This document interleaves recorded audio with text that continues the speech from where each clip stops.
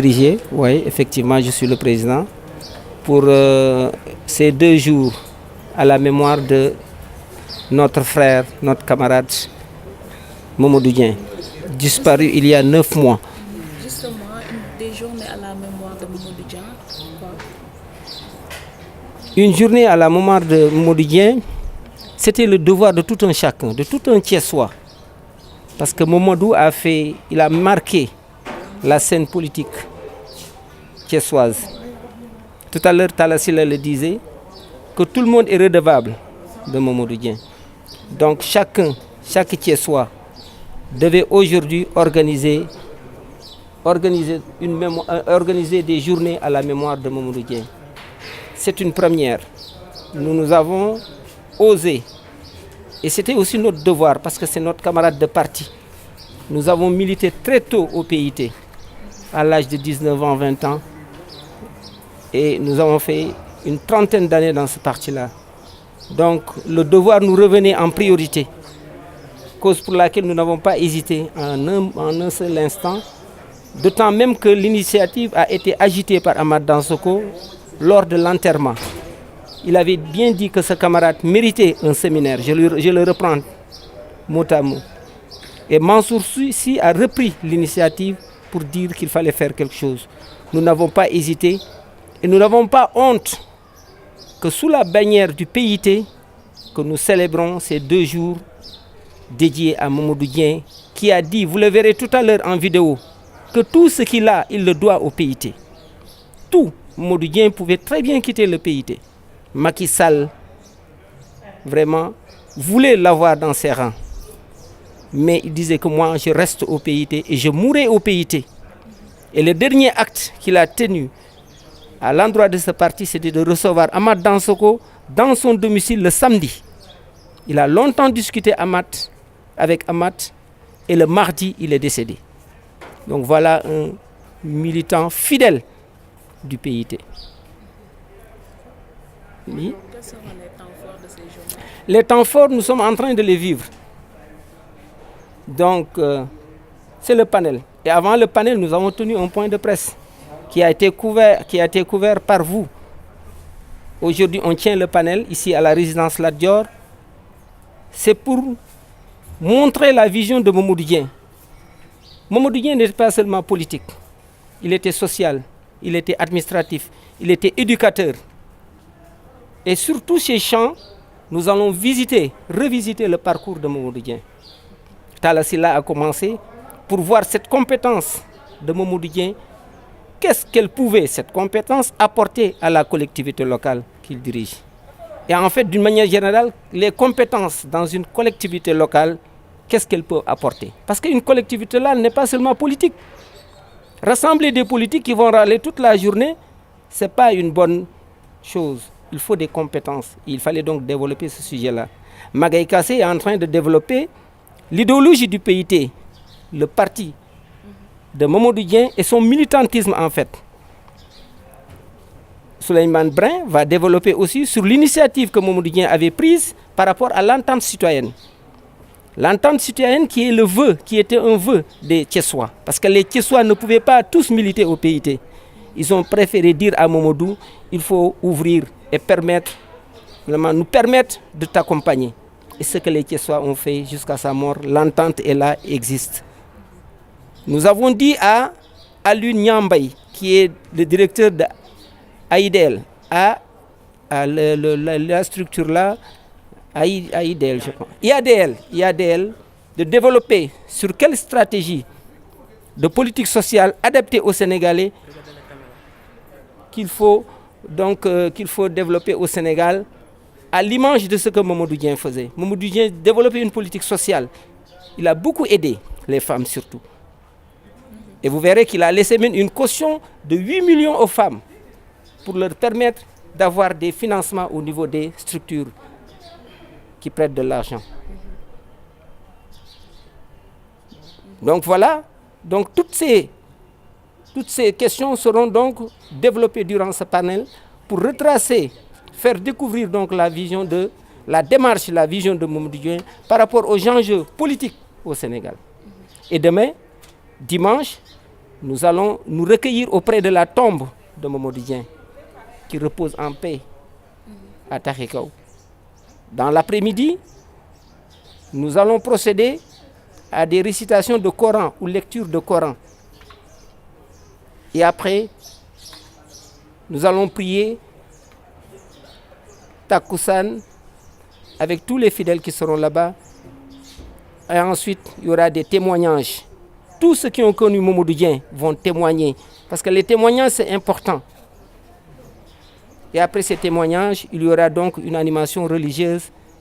de toutes les confréries, Tidiane, Mouride, qui voudra tout simplement pourra accéder à cette scène pour animer donc religieusement donc ces activités-là. lu seen teewaay ndaxte lii bañ ko dooree ba léegi ñi ngi ko ànd ak yéen keroog point de presse bi rek ñëw ngeen ñu waxtaan wax leen li ñu nar ba tey ñu ñëw ci panel bi nag ñu ngi koy tenir fii ci résidence Lat Dior lii nekk na lu nga xam ni Amath Dansokho moo ko jëkk a junj bi ñuy suur Mamadou Dieng mu ne camarade bii xamul fenn PIT la xam kon nag bu yàlla defee li muy def war nañ ko jagleel benn bés boo xam ni séminaire sax la ko tudde woon Mansour Sy reprendrat ko ne ma lii de war nañoo def dara ci la ñu commencé di ci liggéey ba tey nii ñu tenir panel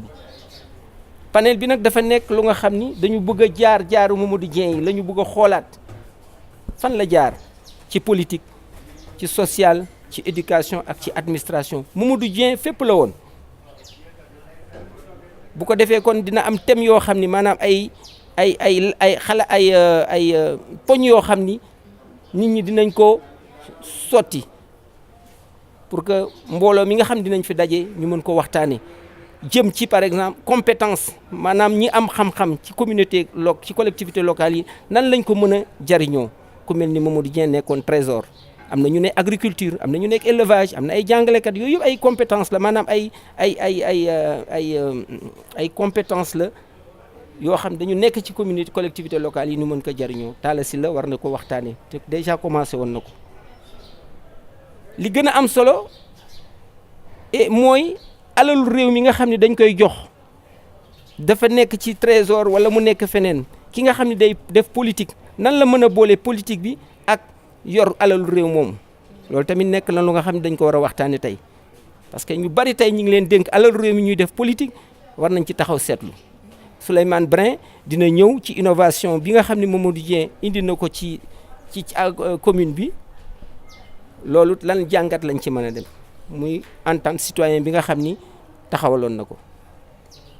Alioune Niang Mbaye moom it dina ñëw waxtaan ci yan pexe la ñu mën a am yoo xam ni dina méngoo ak réalité Sénégal pour mën a génn ci ndóol ak ci ñàkk gi nga xam ni nekk na ci société bi donc loolu mooy poñ yi nga xam ni Magaye Kassé moom it dina waxtaan ci njëlbeen aussi idéologie maanaam doxalinu PIT xalaatu PIT nan lañ ko mën a méngaleeg ak doxalinu Mamadou Dieng ci politique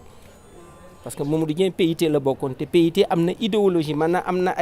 na ay xalaat ay doxalin donc loolu mooy ay thèmes yoo xam ni dinañ ko waxtaanee pour que mu njariñ mën ci génn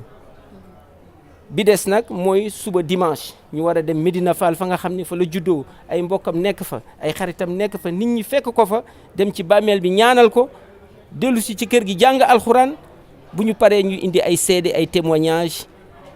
tëje ko nag ay tagg yonent bi bu ko defee ñu mën a tàggatoo ba beneen yoon li ma waxul woon sànq ci français mooy teewaayu Serigne Assane Kane Nasrou teewaayam dafa firndeel lu bari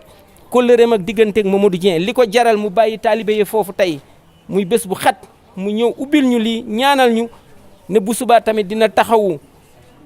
jàng alxuraan bi kooku dal na suñu xel te Mamadou fa mu dëdd kontaan na sëñ Assane Kane Nasrou ñu ngi koy sant di ko gërëm di gërëm ñëpp. voilà. boot ku ñëwaale toog fii di leen dalal ni ngeen ma dalale mag ñi dañuy wax ni lu ñëpp bokk di ko puusante ku ne war ko jariñoo ba mu toj moo gën di ko xëccoo ba mu yàqu. kon ñu jiital suñu nuyoo ci ki nga xam ne mooy monsieur le maire mi monsieur Talla Sylla ñu ngi lay siyaar bu baax ak li nga boot lépp ci dëkk bi. di nuyu waa PIT dale ci kilifa ga Mamadou Dansokho ak li mu jaboote yëpp ñu nekk fii ak ñi fi nekkul. di nuyu moment yi nga xam ne dañoo toppoon ci ginnaaw Mamadou ñëpp di borom Pastef di ay jàmbaar ñëpp ci ñoom xàmmee naa leen xàmmee nañu. di nuyu famille bi donte sax fi laa waroon dale gis naa fi léegi Maodo muy taawam bu góor di ko siyaar mook rakk yi. gis naa fi léegi sunu soxna bopp soxna Ndey bu baax ak ñi ma àndal ñëpp teew wuute fi soxna yëpp moom tam ñoo ngi lay siyaar bu baax yow tam di la ñaanal. ñëw na waaw ñu ngi siyaar bu baax soxna Khady Ndiaye nga xam ni mooy jëwriñ ji ci kër Mamadou mooy mag ak ñi topp ci ginnaawam. di nuyu suñu xalifa bii toog nga xam ne moo doon magi Mamadou mooy seen mag ñoom ñëpp. aas bi xam naa taxoon na sax soññee yi bariwul waaye sa yitte rek moo tax nga def loolu. di nuyu ñi fi toogal këri diine yi wax nañ ma léegi ki fi représenté khalife général de Tidiane ñëw ci baatu sëñ Abdou Diop nu ngi lay siyaar bu baax. waaw kay di nuyu ki fi teewal sunu kilifa bopp sunu wala Cheikh moom sa Amadou Karam Mbacké Noreyni sëñ Cheikh Cissé nu ngi lay siyaar yow tamit. di siyaar ñi fi teewal waa Thiénaba waa Ndiassane ak fu ne mu mel ni la góor ga doon wax ne ku lim juum mooy tax dañ may baal lim bi bala maa juum waaye am na ko wax ni doo juum da nga dul matal. bu ko defee rek kon ubbi yëf yi rek la ñuy def jox leen ngeen dawal. jàpp naa ne mbir mi ñaari fan la da ngeen def lancement bi fii ngeen waxtaan ci moom di ngeen xam ci moom ci lu rafet. suba insha allah maa ngi koy waxtaan léegi ak monsieur Touré fan yëpp ñu ngi ciy dox dañuy ñëw ca kër ga wax naa daara yi alxuraan yi insha allah bu ñu julee 2 heures ñu teew dinaa ñëw ci kàttanu yàlla bu ñu ko yàlla maye. ñu jàng fa kaamil defal ko ñaan moom ak i way juram ak ñoom fekk ñëpp aljana ak njaboot gi mu fi bàyyi yàlla defal leen sutura. dafay am koo xam ni su juddoo ci famille bàyyi lay tudd donte mooy caat mi ndax taxawaay boobu dafay taxaw te loolu mooy Mamadou. su juddoo ci gox chef de quartier lay nekk ndax ni ko yàlla toral te loolu mooy Mamadou. su juddoo ci wiil maire lay tudd ndax ni ko yàlla melal daanaka ku ko mës a tudd monsieur le maire nga koy wax. su génnee région bi mu dëkk chef d'état lay tudd te mooy Mamadou. réew mi yëpp a ko xam ku ne am nag yow relation yu rafet jëflanteeg yow jëflante yu rafet damay jàpp ni sax bu ñu waxtaanee yaa ko yoreel waaye yoreelu la kon jiitu réew lay tudd ci réew mi mu nekk. su génnee réew mi nag ab monde lay doon noonu la yàqule gis naa fi léegi ci salle bi nit ñu xonq kon loolu day wane li mu doon. li mu am ci ay relation yu particulier yu nekk ci biti kenn xamul mu toll ndax yaatam ndax baaxam ñun ñii fi teew gannaaw yàlla suñu borom mi nga xam ne mooy dogal su ko ne mënee jaar ci sant morom ma mooma doo tax wax naa ko kere bi ñuy ñaanal way juróom seen ñaanu baay gi ngeen mujj a def di wax ni lu ngeen xewle yéen waa kër Baye Jabel bu leen ci ngort du yéen moom moo ko bay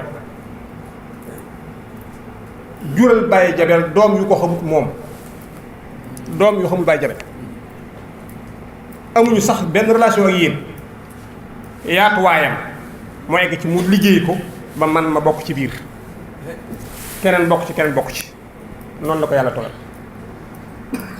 moo tax gudd fan la nit dana gudd fan lool te fanam gàtt am ko gàtt fan lool te fanam gudd parce que liggéey baa tax rubba uffin xiimatan ka alf wa rubba alf xiimatan ka uff yonent bi sallallahu alayhi wasallam dafa wax ni am na kenn nit koo xam ni saa yu taxawee individuellement fenn taxawaayu nation lay yor peuple bépp dañ di représenté fenn waaye am na koo xam ni bu junni teewee te ñëwul kenn ñëwul moomut nag fu mu teew teewaale njëriñ ñëpp xam ngeen ni amoon na kilifa muy sëñ Abdou mii ñëpp seere nañ lool waaye sama jataay bii sama jóg moom rek moo ko man ku sir sars laa tey yéen xam ngeen ko waaye lu ma fekk ma ko fati jóg noonu moo liggéeyee ba am ma ni la ko defee crédit ne yëpp tàngam lu wulool kenn seetaanul kenn nu mu mane nu mu xamee loolee def na ko ci nit moo tax ñun ñëpp dañuy maase wax rek ni yàlla man yàlla nañ ko yàlla fayal nit bu génnee àdduna yonent bi ko sallallahu alayhi wasallam suñu ko suulee ba war a ginnaaw 7 pas juróom-ñaari jéego suñu borom daf koy dekkal ba noppi paralysé ko yax bi ginnaawam gii la ñuy déplomé nga xam ne mooy tax nit mën a jóg suñu ko décroché ba mu yolam dootoo mën a jóg sidit boobu la yàlla di dindi mais daf koy dekkalaat waxtu woo toogee ni Momadou mu dégg ko ci saasi yaa xam nag looy seede ci moom bu dee jàmm muy ree di la delloo jàmm bu dee leen ka salika moo tax à l'occasion na ñëpp def jàmm ginnaawam du woon xeexkat du xulookat Momadou defarkat la boolekat la moo nu boole ñun sant yu bokkul yi ci biiram kon nu ngi ñaan ñëpp nu ànd mobilisé wu nekk benn nañu ànde woon te moom mu liggéey ko nu àndee noonu ku bëree ginnaawam moom mënta jóg te bëgg naa bokk ca bëre ba yaa ngi koy sonal ku def jàmm ginnaawam noppal ko mu tëdd tëddaay bu jekk te ñaanal la yàlla lu kenn yoroon doyu ko su ko fupp dee séddoo du doy te moom kese li mu yoroon doyu ko woon kon li mu fi bàyyi doyu leen noog yéen nu rafetal maa ngi dénk loolu sama bopp di ko dénk jengeen di ko dénk ñi mbokkaloon parti di ko dénk ñi fi ne wax naa keroog ca dëj ba ni moom école la dëjam bii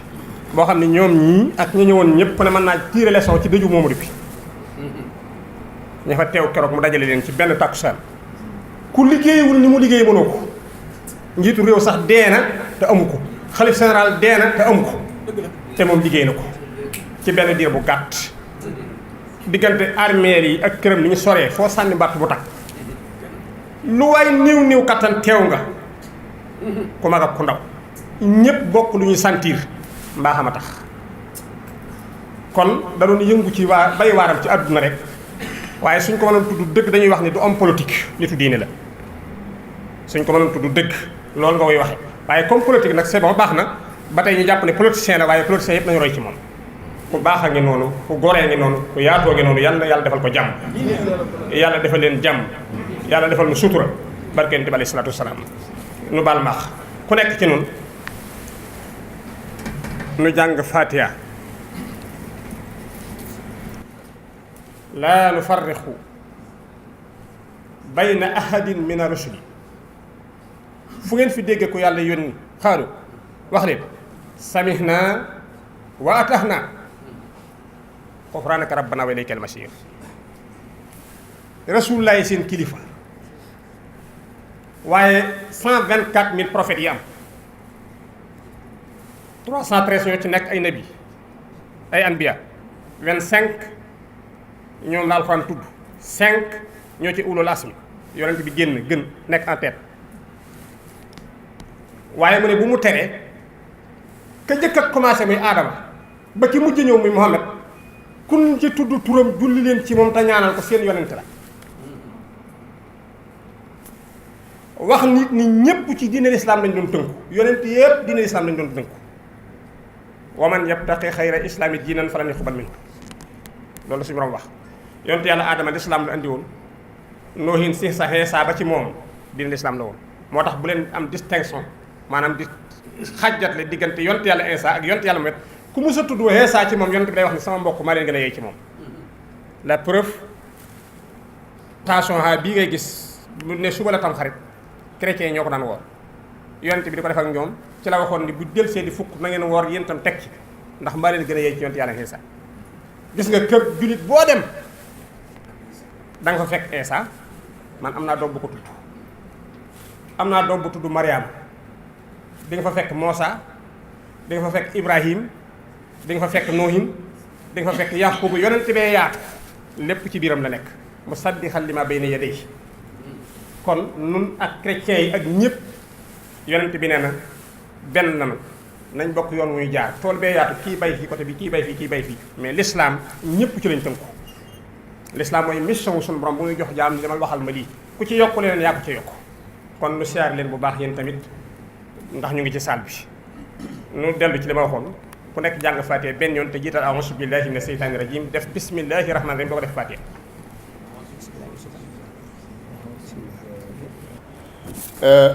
message bi ma jox ma nar leen délivrer nag mi ngi ko adressé à monsieur Djibril Touré qui est le président donc du comité d'organisation. Lii nag la wax message bi c'est daté du 20 décembre. Voilà ce qu'il dit. Objet: votre invitation aux journées à la mémoire de Mamadou Dieng. Monsieur le Président, j'ai bien reçu votre invitation aux journées à la mémoire de Mamadou Dieng et je vous félicite chaleureusement, car le défunt était un exemple dans son dévouement au service des populations. Nos relations étaient fraternelles et amicales, comme vous le savez. Je l'avais toujours encouragé dans son projet politique et souvent sollicité son appui. Il n'a d'ailleurs jamais manqué de répondre à mon appel. C'est pourquoi c'est un honneur pour moi de recevoir votre invitation pour honorer sa mémoire. Cependant, les dates choisies ne me permettent pas de participer à cette importante manifestation. En effet, le 24 et le 25 décembre correspondent à la célébration de la fête de Noël. Et je serai pris par les cérémonies religieuses. Je vous prie toutefois de bien vouloir recevoir cette symbolique somme de 20 000 francs, il a bien précisé, en guise de modique participation pour la réussite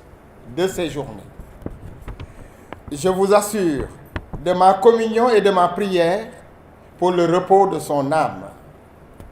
Veuillez transmettre mes salutations à tous les participants. Je vous remercie de votre attention.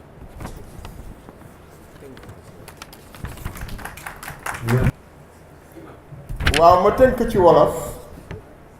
xibaar bi ma indi te monseigneur André Guèye adressé ko à monsieur Djibril Touré bi président organisation journée yi def ko ne maa ngi lay gërëm bu baax a baax ci invitation bi nga ma jox te mu jëm ci célébration mémoire Mamadou Dieng maa ngi la ciy gërëm bu baax a baax ndaxte way ki dem doonoon na ab exemple ci cawarte gi mu amoon ci di jàppale mbootaay nation bi population yow ci sa bopp xam nga sama diggante ak moom nu mu demee woon diggante bu dëgër la woon man nag dama mos di ko encourager ci projet politique bu mu amaloon Sénégal te it doon naa sàkku ci moom ay ndimbal mu jàppale ñu ñun ci suñu activité yi te mosu koo bañ daf ko mos a def saa yi ñu ko sollicité wuyu na looloo tax mbégte la ci man ma jot invitation bi ñu ma jox waaye nag date yi ñu jàpp di le 24 ak le 25 décembre dafa tombé ak xew-xewu catholique yi yiy féete Noël 24 ak 25 décembre maa ngi lay ñaan nga nangu li may joxe astuut bi may indi barewul nag ñeenti junne la rek mais pour jàppale leen ci organisation bés bii ñaari bés yi maa ngi leen di xamal di leen assuré ni bokk na ak yéen ci tiis bi waaye bokk na ak yéen aussi ci ñaan yi ndax waaye kii dem yàlla na ko ndax yàlla mën koo jéggal i baakaaram te dugal ko ajana maa ngi lay ñaan yow itam Djibril Touré message bi nga yegge ko mbooloo mi ñuy teew ci bés bi yëpp jërëjëf. bu ma sañoon mënoon naa ko sax tàmbalee moom sa réew bokk sa réew defar sa réew ndax mbokk yi nga xam ne ñoom ñoo ko wootee ñoo ko sabab di suñu mbokku PIT ñépp xam nañu ne cosaan ba yàgg na nga xam ne jamono ba mu nekkee PAI di Parti africain de l'indépendance lii ñu am tey te di ko damoo te di ko feetee weeru avril bu ne ba suñu borom dogal ci weeru avril boobu am nañ ci beneen xew-xew muy xew-xewu demu Mamadou Dieng muy 12 avril indépendance boobu yaakaar naa ni ñoom ñoo ko njëkk a xeex ñoo daan wax à l'heure historique de Bandung et de la désintégration du système colonial de l'impérialisme, à l'heure où la confusion politique submerge l'Afrique noire sous domination française, notre devoir d'Africain nous oblige à porter devant les masses de notre pays le problème de l'indépendance nationale et de la construction socialiste de notre économie. kon bëri na tey yoon yu ay nit di jaar yaakaar naa ni njabootu politique bi nga xam ne ci la Mamadou Dieng soobu woon yàgg ci ñoom Sénégal ñoom ñépp amel nañ leen jukkal la ci des maa ngi ciy tooñ ci c'est léegi rek ma ni ko àdduna dafay dox et je sais que Mamadou Dieng faisait partie de ñi nga xam ne ñoo doon porter conception boobu bu ñu nee ba jataayu boo xam ne parti bi ko wootee dañ ko daan tuddee parti communiste ñu tàmbalee ko ñaan diggante diine l'islam ak diine catholique nga xam ne àdduna dox Mamadou Dieng, qui a les mêmes initiales d'ailleurs que Majmoud Diop, dafa amoon conception boobu moom xamoon na ni sénégalais la xamoon na ni Sénégal dafa am des réalités mu koy dund. ñun bi nu gënee nekk gone nekk ci même sillage bi dañu confronté woon ak problématique boobu mooy dañu doon wax vous êtes des marxistes mais ñu wax la vous êtes des marxistes ñeneen ñi ne marxistes ay athée lañu te ñun duñu athée ndax Mamadou Dieng fi mu juddoo ak fi mu yaroo ak ñi ko yar mënut a nekk athée ñun mënuñoo dëkk Sëñ Ablaye Yàqin di nekk athée te lan doon wootee nag ci biir kuréelu politique boobu lu nu gëm la léegi nan lañ koy boole boo ñëwee ci kanamu nit ñi je sais que ni ma doon dale noonu la ko doon dale moom parce que dañ ko doon waxtaan mas naa ñëw ci manche ne ko waa léegi su ma ñëwee ci nit léegi mu ne ma mënoo boole nekk marxiste ak nekk musulman mu ne ma dis-lui que c'est compatible dis-lui même que c'est hautement compatible ma ne ko boobaa mu ne ma tu n'es pas marxiste alors mu ne ma dis-leur tant pis ndax suñu rëkk bii ñu nekk nit mënu fi yëkkati dara di ko wéer ci luy dàq yàlla nee na boo dàqee yàlla foo ne yow loolu nag dafa jiitu ci li nga xam ne moo lal action wu Mamadou Dieng muy ngëm léppam ngëm la woon je pense que famille bi xam nañ loolu je pense que xarit yi xam nañu loolu je pense que ñi nga xam ne ñoom la àndaloon ci parti politique xam nañu loolu ñi mu àndaloon tamit ci mouvement xam nañu loolu ñi mu bokkal dëkk bi xam nañu loolu ñi ngànk diine ji xam nañu loolu yàlla nag dafa dogal très tôt ñu partagé lu bari ci wàllu yooyu vraiment moom comme dafa nekkoon nit ku courtois même bu ngeen waree mën a am sax divergence ci yenn questions yi moom loolu daf koy considérer comme des questions secondaires jiital li leen boole te lal ngëm yooyu mu nekk ci moom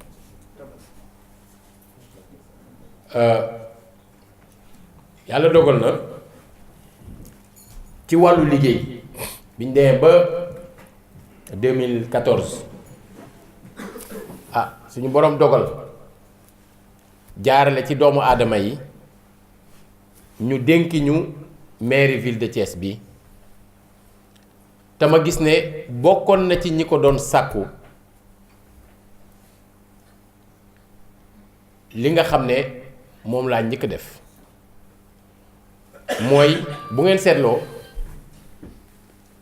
ci conseil ci ñi nga xam ne ñoom ñoo bokk ci bureau yi yaakaar naa ni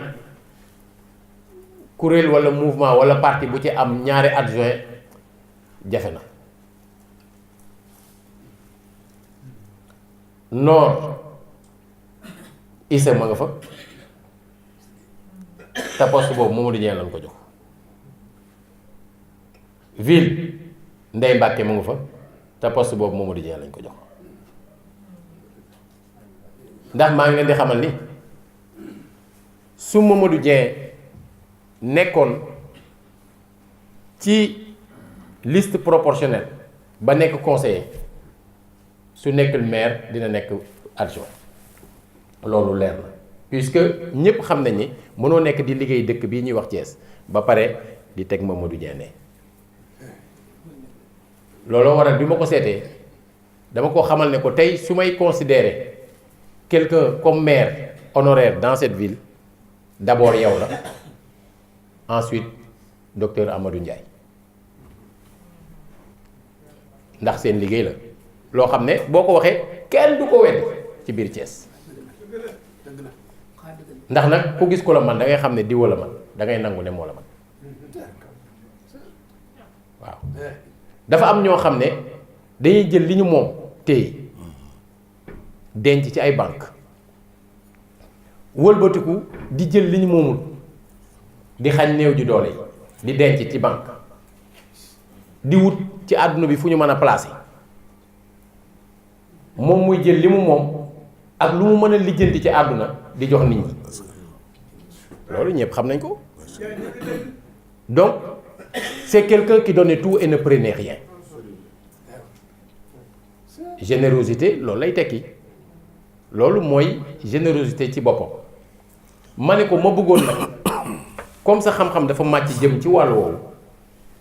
man nga nekk le conseiller spécial chargé des finances amul dara loo xam ne dinaa ci dugg ci wàllu finance te duma la ko laaj et noonu la demee amul ci diir bi nga xam ne moom nekk nanu lenn loo xam ne def naa ko mu concerné mbirum finance te waxuma ceeg moom mais yàlla dogal relation yi gën a dem ba gën a dëgër yaakaar naa ne njabootam xam nañu ne tam xarit daal def naa bi ko fi mujj fekk ci këram laa ko defee ànd ak sama soxna te yaakaar naa ne tam xarit bariwul luy nit di génn këram di ko defi feneen ngir lan ngir won ko rek naw giñ ko naw ngir jéem ko won puisque le rôle du maire c'est de représenter la ville bëgg rek wax ko ne ko waa Thiès a ngi lay gërëm ginnaaw bi nu sante yàlla tax nag ñëpp amel nañ ko ko de ñu ko wax ak ñu ko waxul loolooy li am te bëri na lu mu doon dox ci suuf ci régler ay conflits aussi c'est une dimension beneen nit ñi li ñuy gis rek mooy am na xew-xew bu am fii def na ci nàngam walla teew na bu jagadee sax day teew bu nelawul la veille sax day teew mais bëri na ay conflits yu ma xam man dans cette ville yoo xam ne ci lu wér bokk na ci ñi dox ba mu saafaraw moo xam ay conflits yu concerné dëkk bi yépp moo xam des conflits personnels yu ay nit am bokk na ci nit dina jóg am bor mu jóg gàddu bor bi man defal na ma ko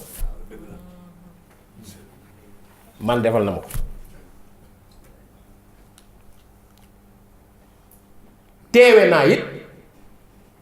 mu yëkkati def loo xamante ni waa ville la ko war a def te moment boobu comme dañu amoon benn conflit ak ki war a génne xaalisu ville mu xam ko mu yëkkati xaalis joxe loolu fekke naa ko comme fekke naa ko nag moo waral it ba mu wàccee liggéey ma ni ville yoreel nañ ko te comme du lu ñu bind fenn man maa ko gàddu maa ngi sant yàlla ba mu ma mayee kàttanu joxe ko waaye bëgg naa it ñeneen ñi ñëpp joxe ngir lan ngir njabootam daf leen daan xañ di jox ñëpp kon tey képp koo xam ne ñaari dërëmam nekkoon na ci yow ñaari dërëm yooyu moom moomatu ko njaboot gee ko moom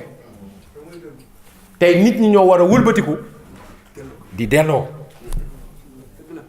au-delà même de koo xam ne daf laa yoreel nga maanaam da nga koo yoreel mu doon bor am na ñoo xam ne yoreel nañ ko te tuddewuñ ko bor ngir da daan def ci ñoom suñu borom def ci ñoom tuuti kàttan ñooñ dañoo war a fay kenn du leen ko réclamer nag mais daf leen a war ndax lu war rek dafa gën xam nga lu tax loolu dafay tax nit ñi gën di sawar di def lu baax parce que da ngay gis souvent nit danaan la waa yow yaa ngi def bàyyi sa waa kër gi nangam ak nangam ak nangam moom xam na ni waa këram tey xiifuñu am na ñoo xam ne ñoom tey lañu xiif tey lañu mar tey lañu bëgg a faju mënuñu faju tey lañu bëgg a jàngal seen doom mënuñu ko moom xam na loolu mu di ko def mais àdduna day dox bis ñëw ci jëmm nekku fi mu fàddu bu boobaa nag kenn ku ci nekk da nga war a dawal sa xel am loo xamante ni war na nekk ci yow xam nga liñ ma bëgg ma waxtaane ko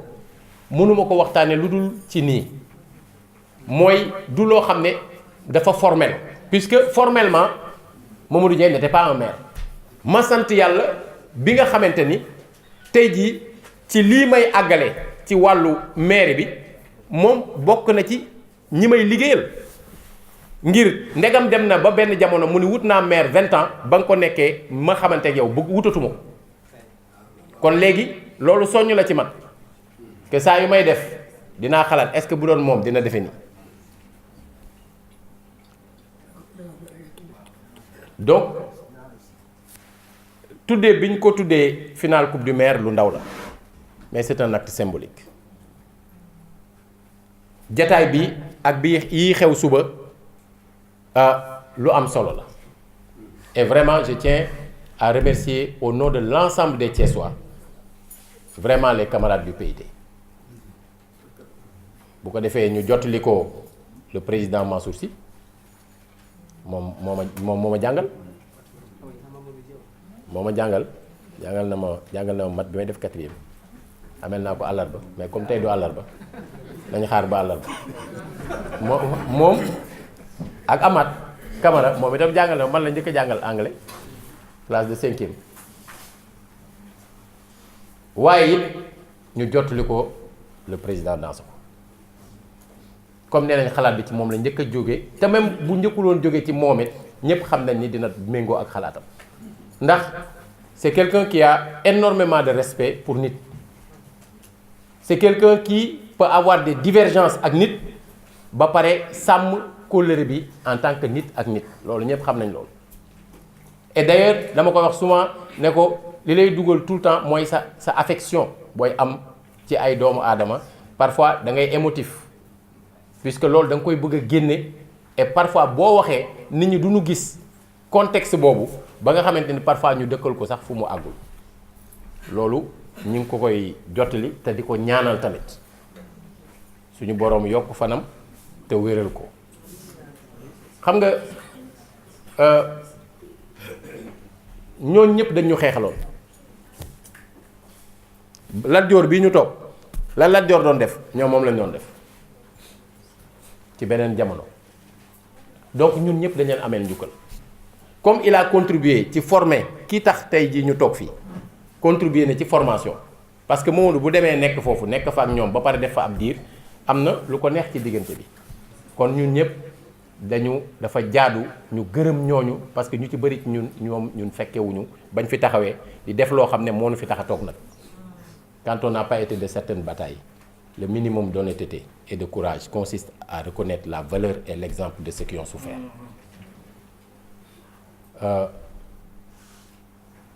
lu nu wax rek du doy Mamadou je pense que meilleur hommage bi ñu ko mën a rendre mooy di jëfe maanaam di jëfe li mu gëmoon moo tax maa ngi sant lool bi ma fekkee Pape Gali Sarr mi nga xam ne moom ak moom dañoo bokkoon liggéey keroog gis naa ni njaboot ga mu bokkoon ci wàllu liggéey ba muy ñëw directeur général ba Pape Gali mii la yebal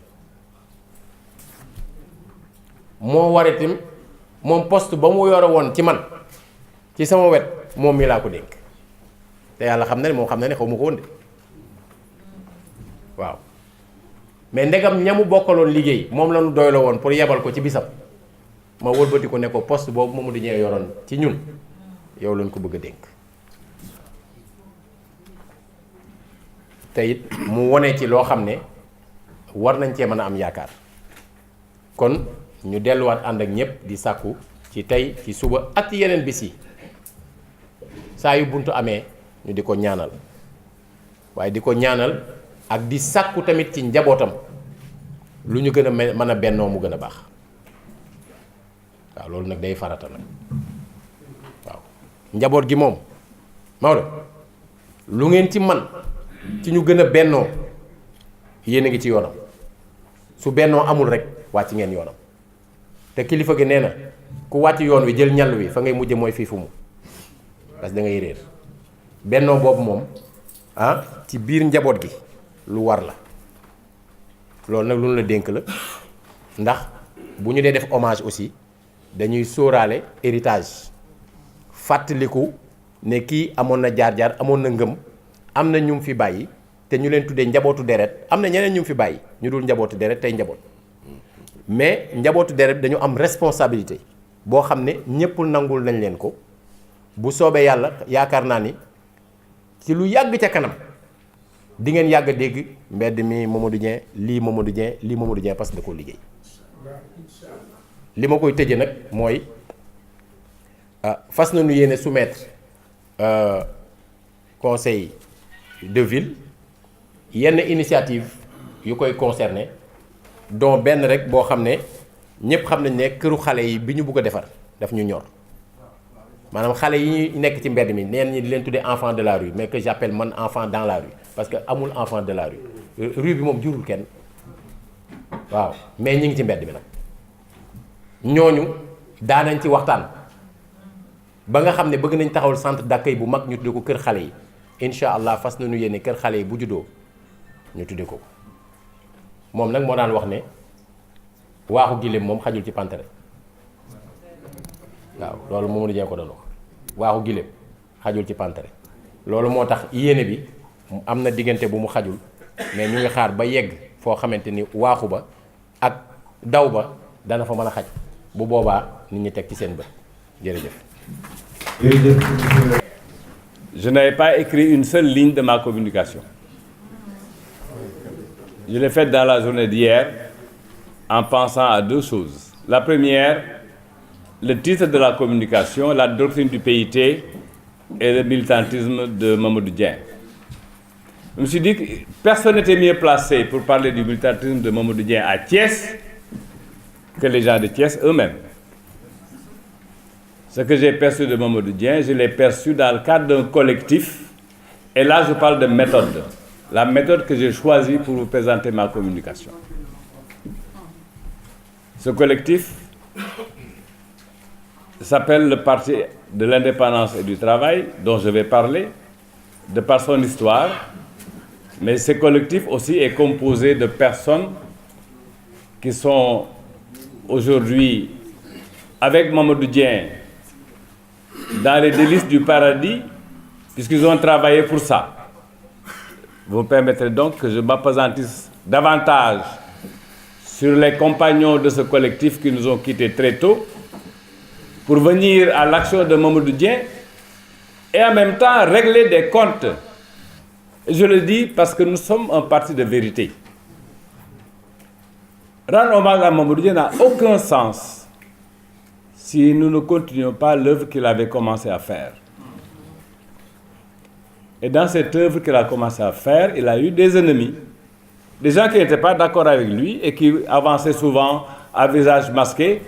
parfois de façon très claire. Et je voudrais leur dire des mots qui, je pense, devraient les inciter à réfléchir, si tant est qu'ils avaient toujours la velléité de ne pas continuer l'action de Mamadou Dieng. Son passage sur terre serait vain si ce n'était pas le cas. Je voudrais en profiter également pour saluer in absentia le représentant de Monseigneur André Gueye, évêque de Thiès, parce qu'il fait partie, Monseigneur, de ces personnalités religieuses qui ont eu beaucoup de complicité et beaucoup d'entente avec Mamadou Dieng dans le cadre d'une politique que notre parti n'a jamais cessé de mener, notamment le dialogue islamo-chrétien en particulier. Et je veux dire à Talla qu'un de mes copains qui m'aime bien et qui me salue beaucoup, me voyant à la mosquée, m'a dit, mais grand, communiste dañuy dem jàkka. Ma ne ko imbécile, passez-moi le terme. Est-ce que tu crois qu'il y a une dichotomie, il y a une différence entre ce à quoi nous croyons et ce que le Coran nous enseigne?